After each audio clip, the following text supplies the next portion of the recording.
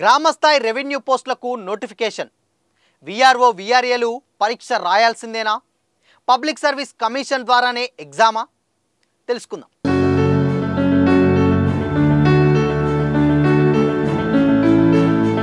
నమస్తే, welcome to Disha TV.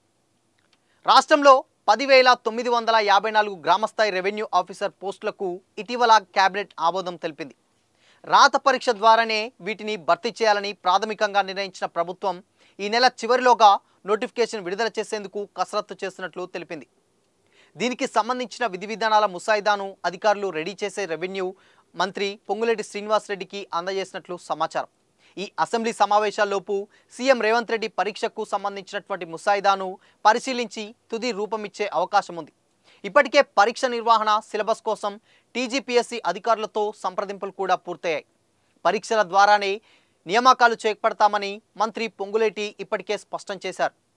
అలా అయితేనే ఎలాంటి విమర్శలు రావని ప్రభుత్వం భావిస్తున్నది కూడా. వీఆర్ఏ నుంచి డైరెక్ట్ రిక్రూట్మెంట్ ద్వారా ఉద్యోగం పొందిన వీఆర్ఓలు సైతం పరీక్ష రాయాల్సిందేనని నిర్ణయించినట్లు తెలిసింది. అయితే 6 నుండి 24 ఏళ్ల రెవెన్యూ సర్వీస్ కలిగి ఉన్న వారిని వెనక్కి తీసుకోవడానికి పరీక్ష ఏమిటని సదరు వీఆర్ఓలు ప్రశ్నిస్తున్నారు. అయితే పరీక్ష చాలా సింపుల్గా ఉంటుందని అధికారులు చెబుతున్నారు. సాధారణ ప్రశ్నలతో పాటు రెవెన్యూ శాఖకు సంబంధించిన అంశాలే ప్రధానంగా ఉండనున్నట్లు తెలిసింది. గ్రామ స్థాయిలో పనిచేసే రెవెన్యూ అధికారికి ఏ స్థాయిలో అవగాహన ఉండాలో అదే తరహాలో ప్రశ్నావళి ఉంటుందని సమాచారం. అంటే ఏమేం పనులు చేశారో, నియామకం తర్వాత ఏమేం చేయనున్నారో వాటికి సంబంధించిన అంశాల ప్రాతిపదికనే ఎగ్జామ్ ఉండనున్నట్లు తెలిసింది. ఈ పరీక్ష కోసం పుస్తకాలు తిరగాల్సినంత పని ఉండదంటున్నారు.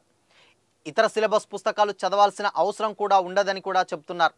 అనుభవం కలిగిన వారే కావడం వల్ల పని ఆధారిత పరీక్ష రాయడం పెద్ద కష్టమేం కాదని ఉన్నతాధికారులు అభిప్రాయపడుతున్నారు. త్వరలోనే పరీక్ష మోడల్, తేదీ వంటివి ప్రకటించే ఛాన్స్ ఉంది. ఏపీపీఎస్సీ, టీఎస్పీఎస్సీ ద్వారా ఎంపికైన వీఆర్ఓలు ఈ పరీక్షను ఇంకా తేలిగ్గా రాయగలరన్న అభిప్రాయం కూడా ఉంది. నేటికి గ్రామస్థాయి రెవెన్యూ అధికారి పేరుపైన క్లారిటీ రాలేదు. గతంలో వీఆర్ఓగా, అంతకుముందు వీఆర్ఏ, పట్వారీ వంటి పేర్లతో పిలిచారు. ఇప్పుడు ఆ పేర్లకు బదులుగా మరేదైనా పేరు పెట్టాలని నిర్ణయించారు. సీఎం రేవంత్ రెడ్డి రివ్యూ చేసినప్పుడే 20 దాకా పేర్లను ప్రస్తావించారు. వాటిలో గ్రామ పరిపాలన అధికారి GPA, village administration officer VAO, గ్రామ పరిపాలన ఆఫీసర్ జీపీఓ, గ్రామ ప్రజాపాలన అధికారి జీపీపీఏ, జీపీపీఓ ఇలా అనేకం వినిపించాయి. వీటిలో జీపీఏ అంటే విమర్శలకు గురయ్యే ఛాన్స్ ఉంది కాబట్టి, అంటే ఊరు మొత్తాన్ని ఆయనకు జీపీఏ జనరల్ పవర్ ఆఫ్ అటార్స్ చేశారా అని ప్రతిపక్షాల నుంచి విమర్శించడానికి మార్గం ఏర్పడుతుందని భావించారు. జీపీఓ అంటే జనరల్ పోస్ట్ ఆఫీస్ అనుకోవచ్చు, కానీ ఊరికి దానికి సంబంధం లేదు. అలాగే జీపీఓ కాకపోతే గ్రామ ప్రజాపాలన అధికారిగా పేరు పెడితే బాగుంటుందన్న నిర్ణయానికి వచ్చినట్లు సమాచారం. ఎలాగూ కాంగ్రెస్ ప్రభుత్వం చాలా రోజుల నుంచి ఇది ప్రజాపాలన అంటూ ప్రచారం చేస్తున్నది. దాని కిందనే అనేక పథకాలను కూడా దరఖాస్తులు కూడా స్వీకరిస్తున్నది. ఆ అప్లికేషన్ల పరిశీలన కూడా చాలా వరకు గ్రామస్థాయి రెవెన్యూ అధికారికి అప్పగించే అవకాశం ఉంది. అందుకే ఈ పేరును ఏమని పెట్టాలని పరిశీలిస్తున్నట్టు సమాచారం. కాగా రెవెన్యూలోకి వచ్చేందుకు గత డిసెంబర్ 23 నుండి 28 మధ్య వీఆర్ఓలు, వీఆర్ఏల నుంచి ప్రభుత్వం ఆప్షన్లు తీసుకున్నది. 33 జిల్లాల నుంచి 9,654 మంది గూగుల్ ఫారాల ద్వారా తామంతా రెవెన్యూ శాఖకు రావడానికి సిద్ధంగా ఉన్నట్లు ఆప్షన్ ఇచ్చారు. వీరిలో వీఆర్ఓలు 5,130 మంది ఉన్నారు. వీఆర్ఏలు 3,534 మంది ఉన్నారు. వీఆర్ఏలు 16,000 మందికి ఉండగా 5,987 మంది మాత్రమే ఆప్షన్ ఇచ్చారు. రెవెన్యూ శాఖలో కొందరు జూనియర్ అసిస్టెంట్లుగా ఉన్నారు. అలాగే కొందరు వార్డు ఆఫీసర్లుగా ఉన్నారు. వీరిలో కొందరికి రెవెన్యూ శాఖకు రావడానికి ఆసక్తి చూపలేదు. అయితే రాష్ట్ర వ్యాప్తంగా 10,954 పోస్టులు మంజూరయ్యాయి.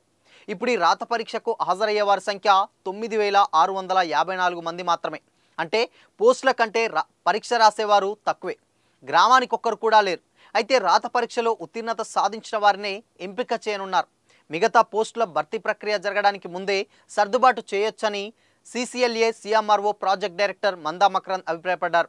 కొన్ని రెవెన్యూ గ్రామాలు చాలా చిన్నవిగా ఉన్నాయి. అలాంటి వాటికి రెండింటికి ఒకరిని నియమించడం ద్వారా పోస్టుల భర్తీ ఈజీగానే పూర్తవుతుందన్నారు. పాత వీఆర్ఏల్లో విద్యార్హత ఆధారంగా ఏకంగా ఒక్కొక్కరికి డబుల్ ప్రమోషన్ సైతం ఇచ్చారు. సూపర్ న్యూమరరీ పోస్టులు సృష్టించి రెగ్యులరైజ్ చేశారు. డైరెక్ట్ రిక్రూట్మెంట్ వీఆర్ఓల విషయంలోనే రాత పరీక్ష పేరుతో పునర్నియామకం అంటుండడం ద్వారా ఆవేదనకు గురవుతున్నారు. తాము పోటీ పరీక్షల్లో పాస్ అయి వచ్చామని ఇప్పుడు వీఆర్ఏలతో సమానంగా పరిగణించడం ద్వారా అన్యాయమైపోతున్నామంటున్నారు. వీఆర్ఏల సర్వీస్ మ్యాటర్స్ విషయంలో అనేక సమస్యలు ఉత్పన్నమవుతున్నాయి. డైరెక్ట్ రిక్రూట్ వీఆర్ఓలు ఆందోళన వ్యక్తం చేస్తున్నారు. వీటిని ప్రభుత్వం పరిష్కరించడం పెద్ద సమస్యగా మారుతుందంటున్నారు.